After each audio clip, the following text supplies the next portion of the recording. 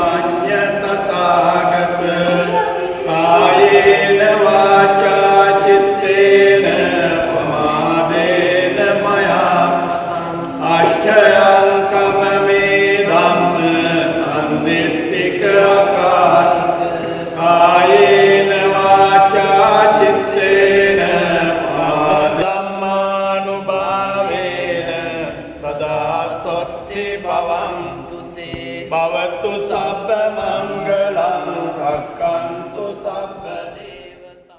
Maintenant de recevoir les moines du Cambodge pour une récitation en sanskrit. La communauté cambodgienne, appelée Association ABCK,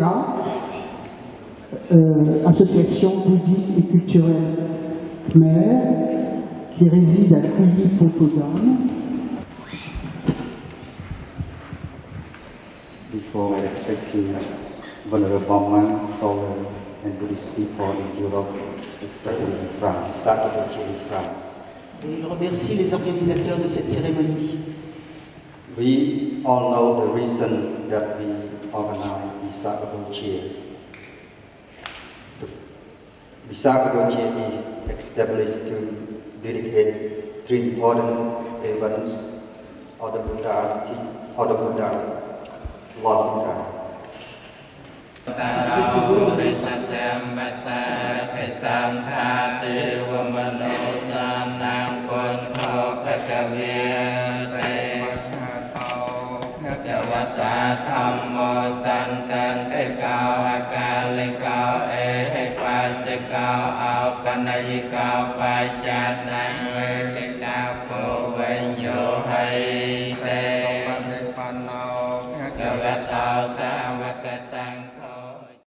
Son corps, le bouddhisme a commencé à se répandre dans les communautés du sud-est asiatique. Les traducteurs sont venus du monde entier. En premier, les traducteurs chinois sont arrivés en Inde. On étudié les textes et ils ont ramené dans leur pays et les ont traduits. Et au 5e et 6e siècle, le bouddhisme est arrivé au Japon. Il a donc été fortement influencé par le bouddhisme chinois. Et c'est la tradition zen qui s'est établie au Japon. En Occident, le bouddhisme zen est extrêmement répandu. Il est pratiqué dans la version de l'école Soto et de l'école Rinzai. Donc nous avons le plaisir d'accueillir la communauté zen qui est située au Dojo Zen de Paris, dans le 13e arrondissement. Ils font le plaisir de réciter le Sutra du cœur en japonais. Merci à vous.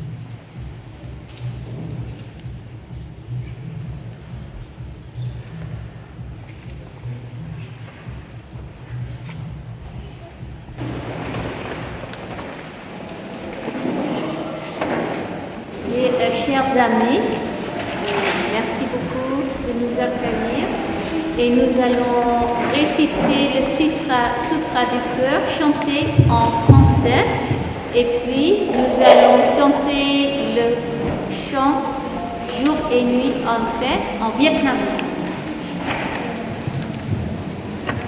Merci beaucoup de nous accueillir. Merci beaucoup pour ce très bel chant dans beaucoup de langues. Donc nous allons offrir le sous-traducteur en français dans la nouvelle traduction. Et puis nous allons chanter le chant jour et nuit en paix en vietnamien.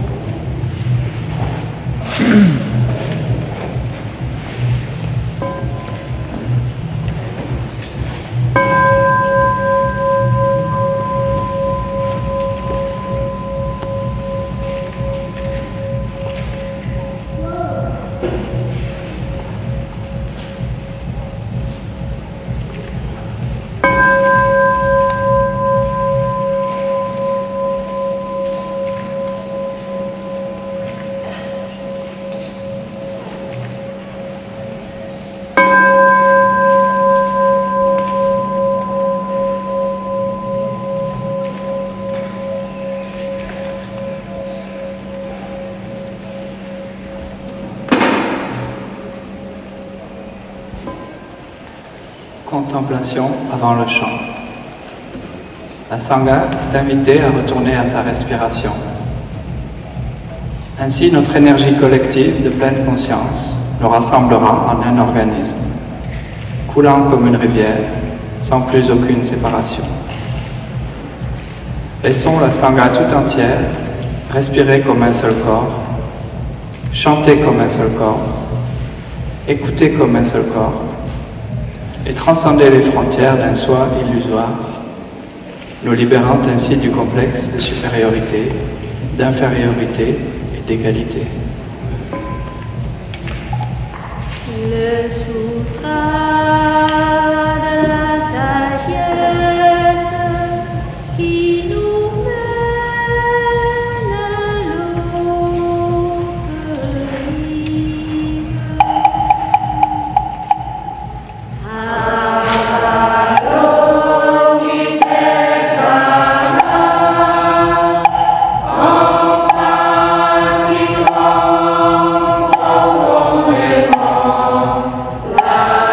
Sa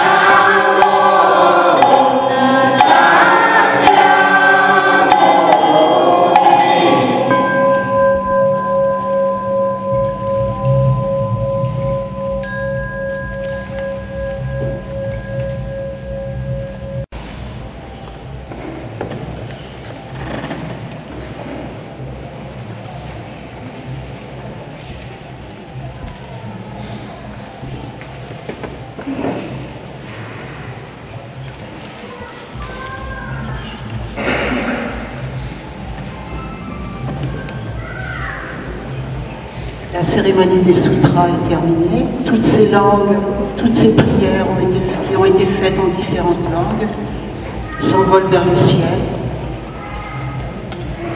et rendent cette planète toute petite. Donc ce petit temps de méditation n'était pas prévu, mais c'est bien d'improviser aussi les choses, comme nous avons un petit peu de temps devant nous. En ce qui concerne la méditation, d'abord on considère qu'il est fondamental de développer une juste motivation. La juste motivation pour entrer en contemplation, entrer en méditation. Et le sutra qui a été récité dans plusieurs langues auparavant est un sutra qui nous relie à l'essence même de l'enseignement du Bouddha et à l'essence de notre esprit.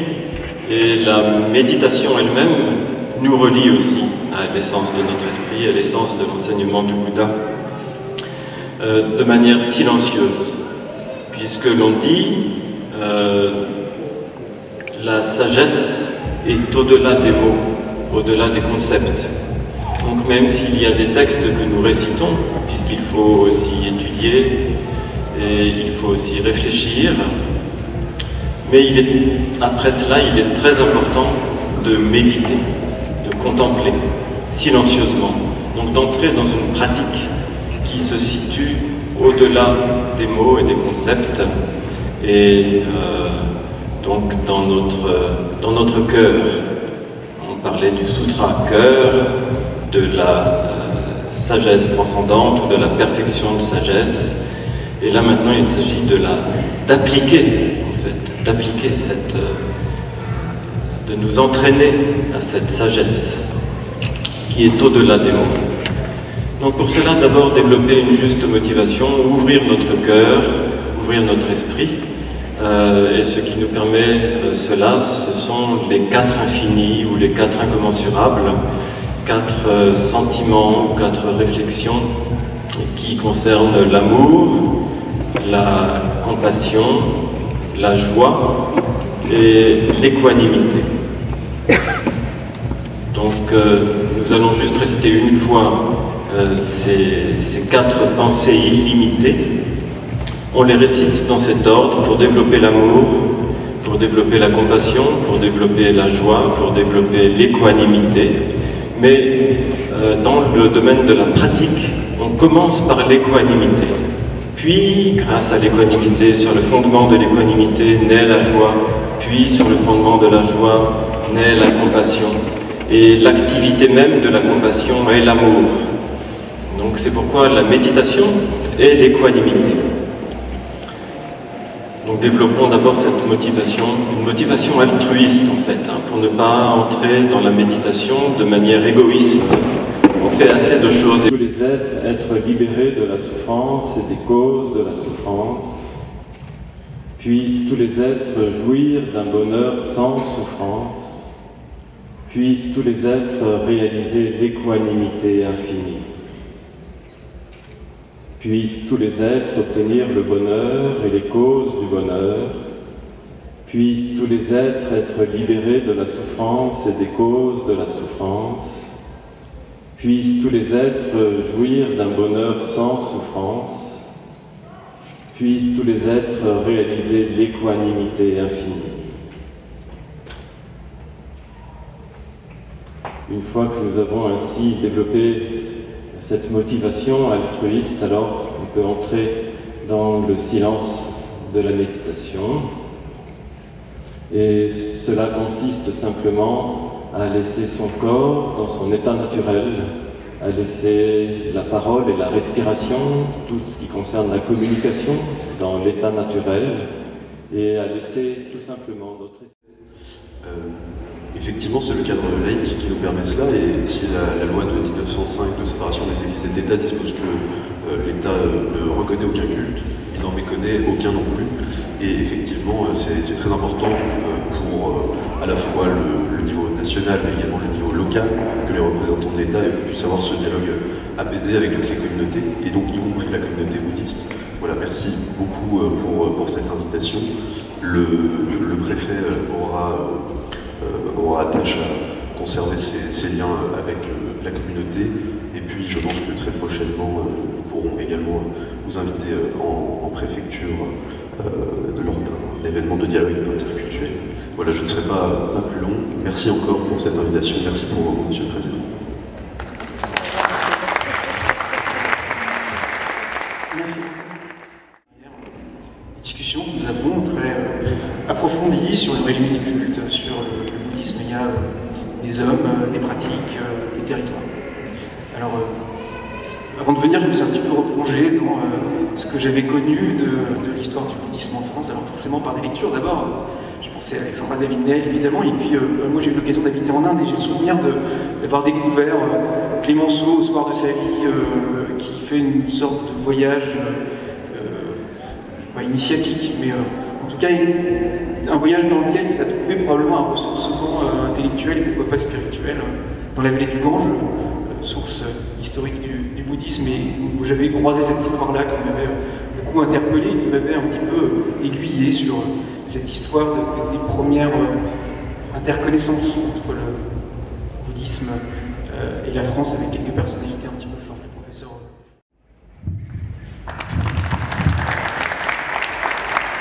Merci beaucoup, M. Rocos.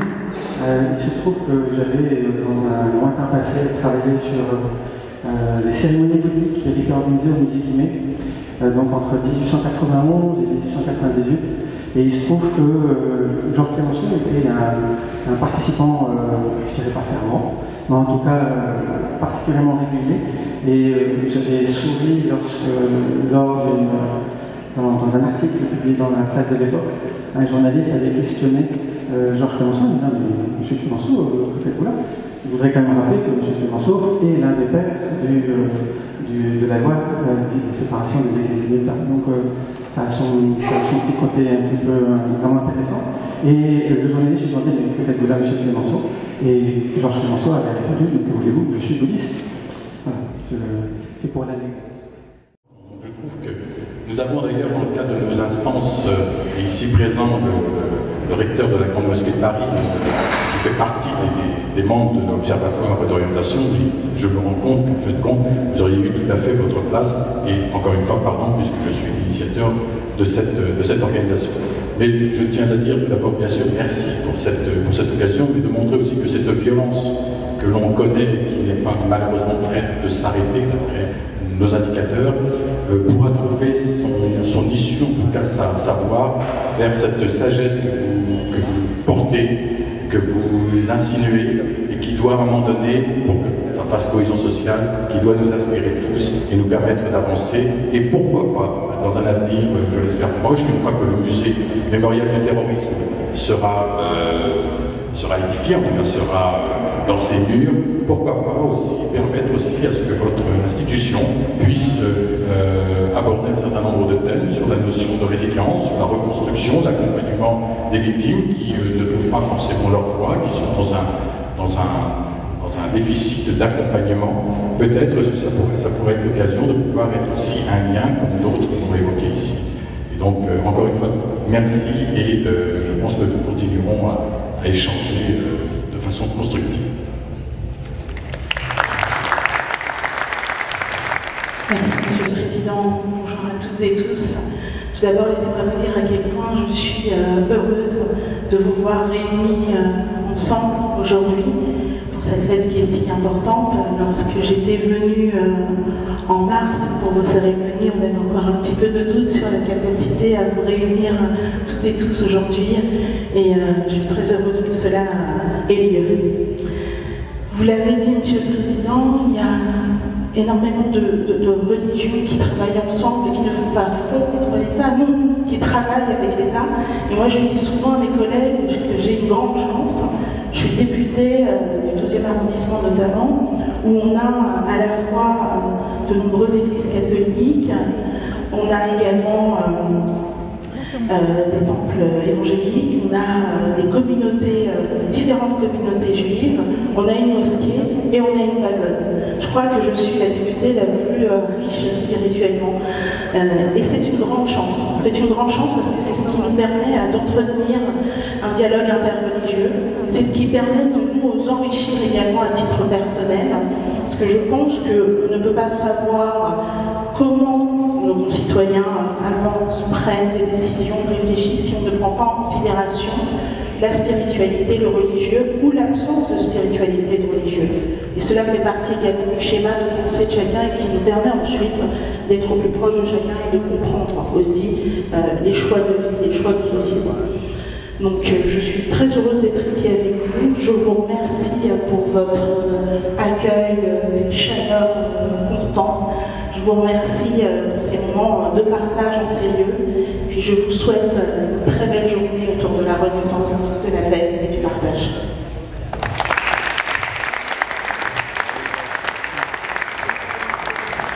Et j'aimerais maintenant inviter Monsieur le recteur de la Grande Mosquée de Paris. Mesdames, Messieurs, d'abord, je voudrais vous adresser tous mes vœux pour cette fête de Vézac. Je suis particulièrement heureux d'être dans cette pagode. Alors, je ne sais pas si beaucoup de gens le savent, mais en 1994, mon prédécesseur, le docteur Dali Boubaker, avait reçu à la Grande Mosquée de Paris le Dalai Lama. Alors, imaginez 28 ans déjà. Alors, je ne vais pas me comparer au Dalai Lama, bien entendu, mais je suis dans cette pagode en tant que musulman. Donc je vous dirai Salam alaikum, paix sur vous, qui est l'expression consacrée pour les musulmans. Et je voudrais d'abord être témoin de ce que fait aujourd'hui notre coprésident, Anthony Bouchmart, qui effectivement va vraiment sans ménager ses efforts à mieux faire connaître votre religion. Et je trouve que c'est important de mieux se connaître parce qu'il y avait un professeur musulman, un certain Averroès, qui disait que c'est de l'ignorance que la peur surgit et de la peur qui surgit peut construire des murs qui peuvent devenir de la haine.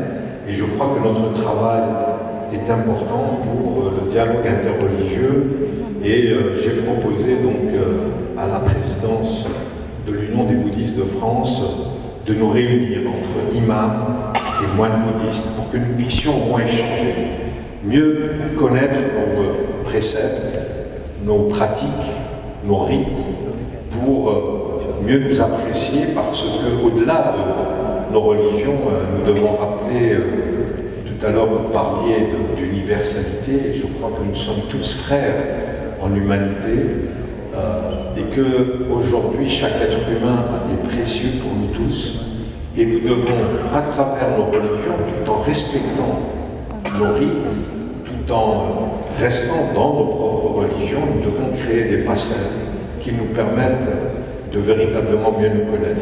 En tout cas, en tant que recteur de la Grande Mosquée de Paris, la porte de cet édifice sera toujours ouverte pour accueillir, échanger avec toutes celles et ceux qui ne sont pas musulmans et qui voudraient mieux connaître cette religion. En tout cas, encore une fois, merci beaucoup pour ton invitation, Anthony. Tout à l'heure, tu disais qu'on travaille la main dans la main. Moi, je dirais qu'on travaille avec le cœur, toi et moi. Parce qu'il y a une relation qui s'est créée au-delà de nos croyances respectives. Parce que c'est comme cela qu'on va avancer et mieux se faire connaître. Et au-delà de la laïcité, moi je voudrais parler de notre citoyenneté. Nous sommes des citoyens, et grâce à la laïcité, effectivement, qui est le lieu commun, qui nous permet à tous, à la fois, nous avons une députée, nous avons un maire, nous avons le représentant de l'État, du ministère de l'Intérieur, qui effectivement, c'est une exception dans notre droit français, mais le bureau central des cultes, parce que le ministre de l'Intérieur est chargé des cultes, et donc le bureau central des cultes est un accompagnateur, est un organisme qui, pour nous musulmans, moi je fréquente maintenant depuis quand même pas mal d'années le bureau central des cultes, je dois également reconnaître que ce service a toujours été à la disposition, en tout cas de la communauté musulmane, pour mieux s'organiser. Nous sommes aujourd'hui dans une phase de passage de la loi de 1901, association 1901, en association loi 1905, et le travail du bureau central des cultes est est très important pour mieux nous permettre, grâce à la vulgarisation de tous les concepts qui peuvent être assez compliqués, de mieux appréhender ce qui est dans l'intérêt de chaque association et de chaque gestionnaire de lieu de culte. Voilà, Rachid, merci, toi aussi, tu n'es pas comme un cheveu sur la soupe, parce que malheureusement, tu représentes ce qui est peut-être pour nous aussi, je dirais, le lieu commun de la folie des hommes qui tuent parce qu'ils considèrent que l'autre n'est pas semblable. Et je crois que effectivement ton mémorial et le fait que tu sois aujourd'hui présent montre l'importance que nous avons de tous parler de ces choses-là ensemble. Voilà, je crois que j'ai été un peu trop long, excusez-moi, mais je me sens tellement bien dans votre pagode que je vous souhaite en tout cas encore une fois bonne fête et merci de votre accueil.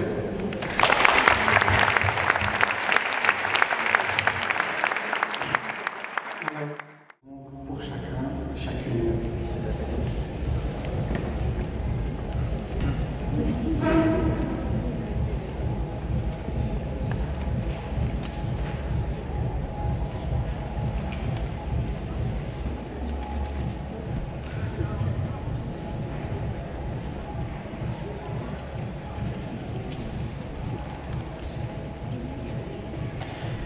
Pendant qu'il y a la remise des petits présents, aujourd'hui, je voudrais juste informer les dates officielles du VESAC tombaient cette année le 16, le lundi 16 mai. Et il se trouve que le 16 mai est la journée internationale du vivre ensemble en paix. Et je trouve que cette année que le VESAC tombe le même jour que cette journée internationale du vivre en paix, et j'ose espérer le voir comme étant un signe de bon augure et que la présence de responsables religieux, de responsables élus, de responsables de l'État, et je pense que là nous avons une dimension assez exceptionnelle. Et je pense que nous vivons peut-être même un moment historique, disons-le. Et en tout cas, c'est le vœu que je voudrais formuler, que je suis sûr que mon ami Lama Trinley partage, c'est que voilà, ce VESAC puisse résonner et retentir et rayonner et apporter tous ses bienfaits à toutes les communautés, qu'elles soient bouddhistes, qu'elles soient musulmanes, qu'elles soient catholiques, juives, non-croyantes. Nous sommes des frères. Et voilà, nous souhaitons une magnifique journée. Merci encore une fois de votre présence et de votre participation active. Et nous vous souhaitons une très belle journée et un très bon VESAC. Merci. Avec nous. Juste pour une information, le représentant du bureau d'élu nous a fait une annonce tout à l'heure. Je vais la compléter parce que c'est un moment exceptionnel qui va avoir lieu finalement, puisque les reliques du Bouddha, qui sont pour l'instant qui trônent en fait sous le Bouddha lui-même, seront sortis. Il y aura une procession avec les reliques du Bouddha tout à l'heure à 15h. Donc c'est un moment très très rare. Si vous souhaitez y participer, ce sera à 15h. Et c'est pour nous une très très grande joie de pouvoir partager ça avec vous aujourd'hui. Voilà, maintenant la suite du programme va enchaîner avec le film et la projection qui est prévue effectivement dans l'aile droite en ce qui concerne la côté gauche. Le temps de réinstaller les chaises, si vous voulez même participer à retourner les chaises, parce qu'on avait un peu plus de monde que prévu dans la pagode ce matin. Donc voilà, ça redémarre tout de suite. Et en revanche, pour ceux qui souhaitent, le son ne devrait pas être trop fort, il y a toujours des coussins de méditation dans l'autre aile en face, pour ceux qui voudraient s'asseoir et simplement soit se recueillir en signe de paix aujourd'hui pour pratiquer la méditation. Merci à tous. Et on se retrouvera après le film, excusez-moi, avec la conférence sur paix intérieure, paix extérieure par Lama Trinley qui a tout à l'heure quitté la partie de méditation.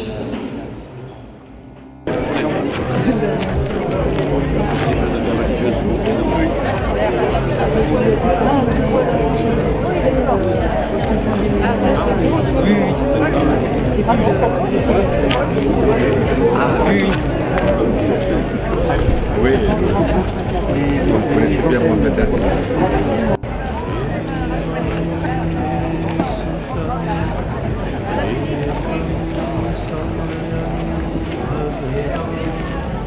Ok, allez, on y va. Je vais chercher notre bouteille d'eau.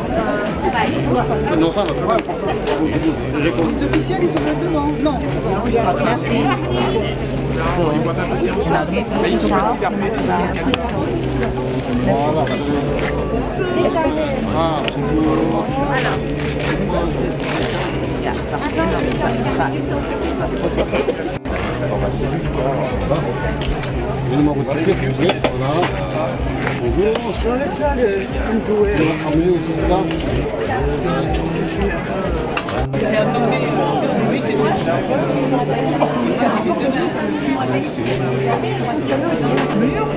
Voilà, c'est à quoi votre pâte soufflée? Non, c'est Vous rigolez. Non, ça c'est les... C'est pas les biens. Non, les pâtes.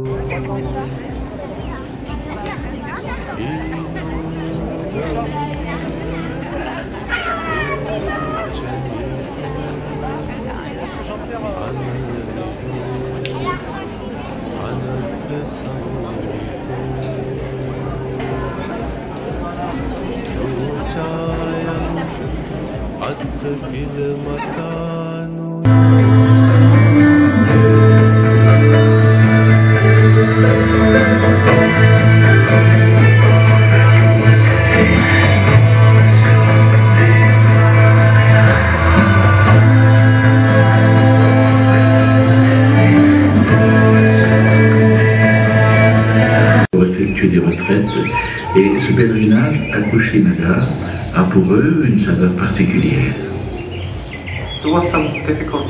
J'ai eu des moments difficiles dans ma vie qui m'ont poussé à moins m'attacher aux choses. Une personne a disparu de ma vie. Mais c'est maintenant que nous prenons nos décisions. Et je pourrais faire le choix de me replonger dans ma tristesse et sentir à nouveau la douleur et la peine. Mais je prends une décision différente.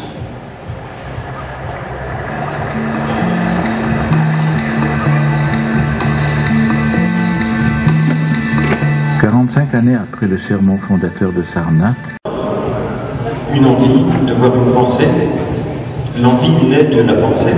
Et nous ne sommes pas capables de voir qu'il s'agit seulement d'une pensée. Et nous nous laissons mener par le bout du nez par nos pensées.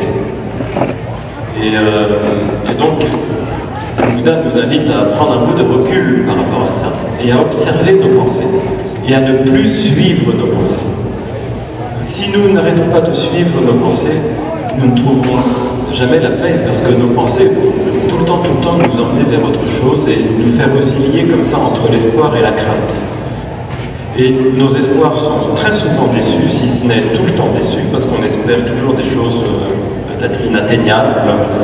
Et puis quand les choses arrivent, vous savez bien comment on est toujours un peu comme des enfants. On désire quelque chose, on espère quelque chose, et puis quand on l'obtient, voilà, au bout d'une heure, on se rend compte que ça ne nous intéresse plus forcément, on n'a plus vraiment envie, et on passe à autre chose, à une autre envie. Et comme ça, on continue, on avance dans la vie, comme ça, on dit d'espoir en espoir, de crainte en crainte, de désir en désir. Et est-ce que cela fait sens? Donc la paix aussi, c'est quelque chose qui est du domaine du sens et de la compréhension. Si on veut chercher une véritable paix, il va falloir chercher au niveau du sens une compréhension profonde. Et bien sûr, quand je parle d'espoir et de crainte, c'est quelque chose qui est de l'ordre du vécu pour chacun d'entre nous. La plus importante. Et après, deuxième réflexion, se demander, mais si je cherche la paix personnelle, qu'est-ce que ça veut dire et est-ce vraiment possible? Est-ce qu'il est vraiment possible que je trouve une paix personnelle sans que les autres autour de moi soient eux-mêmes en paix? Si les autres ne sont pas en paix, comment est-ce que je vais pouvoir trouver la paix tout seul? D'où l'importance aussi des communautés, par exemple, dans le bouddhisme, hein, de chercher peut-être la paix ensemble en comprenant que nous sommes interdépendants et qu'il est peut-être vain de vouloir chercher une paix qui soit uniquement une paix personnelle. Dans ma lignée, par exemple, j'appartiens à une lignée. Il y a beaucoup de lignées dans le bouddhisme, d'écoles, de lignées. Et dans ma lignée, il y a une prière au maître de cette lignée. Et cette prière au maître de cette lignée, elle se finit par un quatrain qui dit ceci, en tibétain, c'est Randen Chide Lopamne Kadam Nyepelo Nandagitse Wajisune Tarpel Lamlag Barsho. Donc c'est Randen Chide Lopamne, c'est en renonçant à toute idée de paix et de bonheur personnel.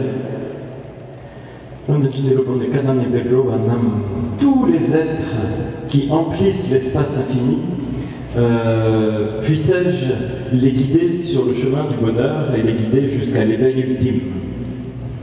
Et pour cela, pour ce faire, on renonce à la paix. Donc ça, c'est ce qu'on appelle la voie des bodhisattvas dans le bouddhisme en général. Ce sont ces êtres qui prennent l'engagement de renoncer à l'éveil, de renoncer au nirvana. Donc ça veut dire de renoncer à la paix. Ils font le vœu de renoncer à la paix pour eux-mêmes, jusqu'à ce que tous les êtres, tant que tous les êtres n'ont pas eux-mêmes atteint la paix, donc ils font passer tous les êtres avant eux. Tout ce qu'ils souhaitent du plus profond de leur cœur, c'est que tous les êtres atteignent la paix. Et quand enfin tous les êtres auront atteint la paix ultime, qu'on appelle le nirvana, à ce moment-là, ils s'autoriseront eux-mêmes à entrer en nirvana et à entrer dans la paix ultime.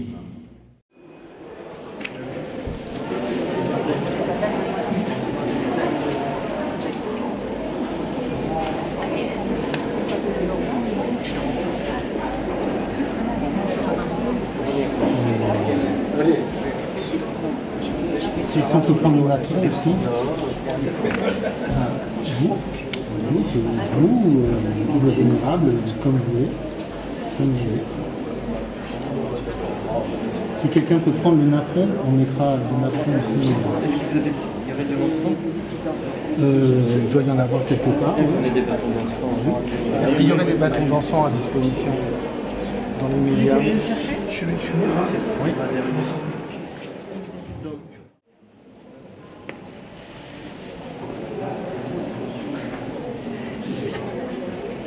Quelqu'un pourra tenir le briquet, vous pouvez le garder.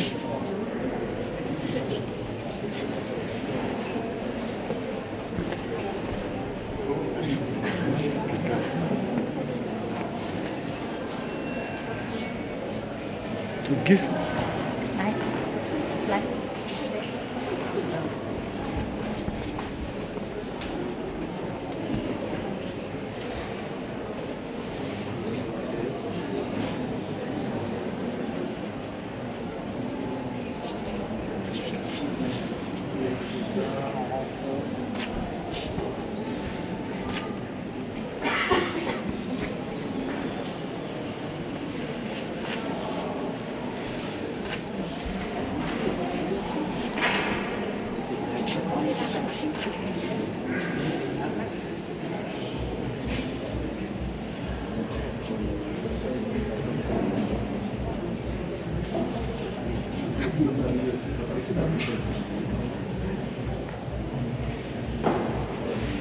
Non, mais pour la mettre après.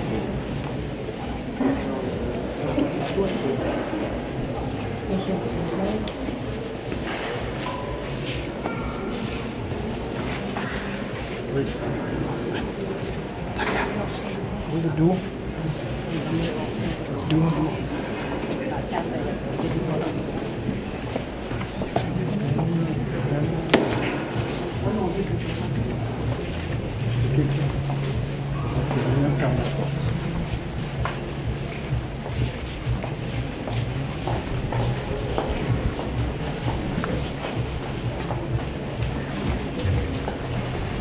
Je vais guider la procession.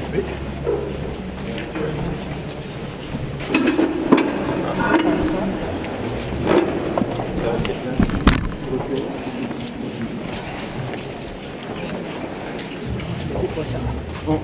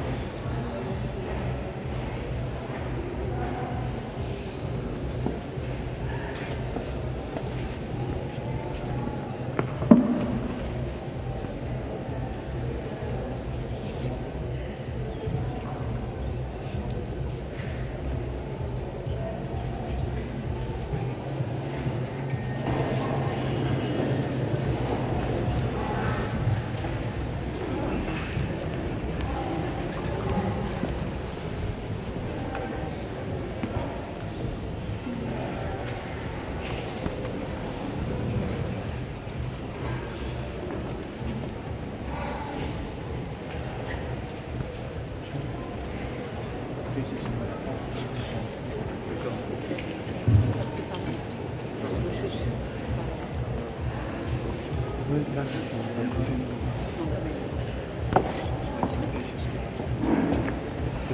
commencer à faire un peu de place.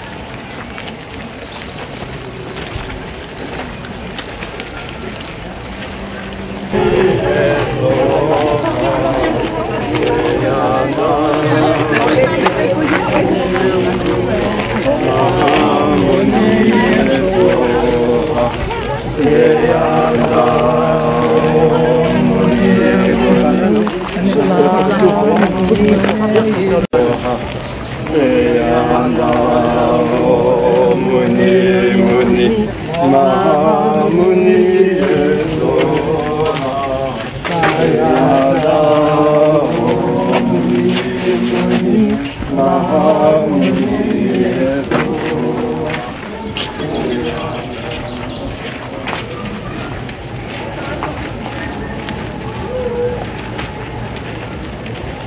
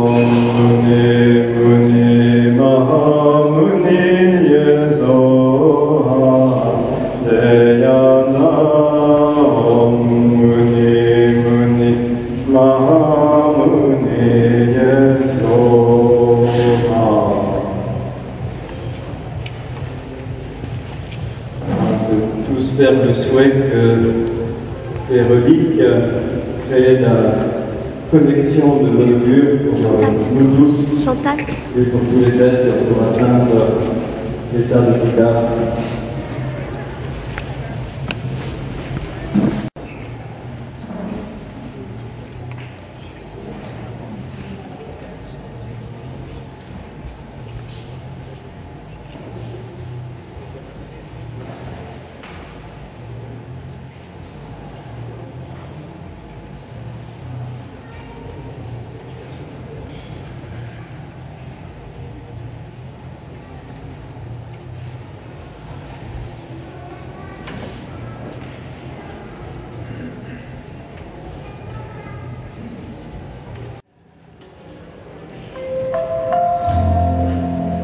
There are a generation of future.